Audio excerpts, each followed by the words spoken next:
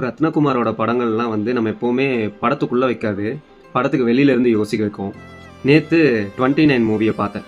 இந்த படத்தில் அவங்க சொல்ல வந்த பாயிண்ட்டுங்கிறது வந்து ரொம்ப சூப்பர்.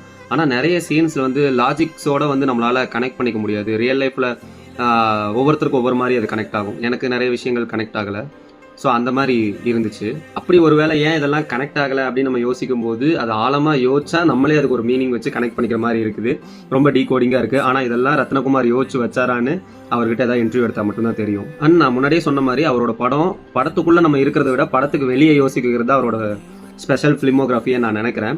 அதனால் இந்த படம் ரொம்ப பொறுமையாக வெயிட் பண்ணி கடைசி வரைக்கும் பார்க்குறவங்களுக்கு தான் ரியல் டேக்அவே கிடைக்கும். முக்கியமாக 20லேருந்து 30 வயசுக்குள்ளே இருக்கிற யங்ஸ்டர்ஸுக்கு இந்த படத்தோட கிளைமேக்ஸ் ஒரு பெரிய இம்பேக்டை கிரியேட் பண்ணும். சொசைட்டியில் இந்த பாயிண்ட் இப்போ ரொம்ப முக்கியம்.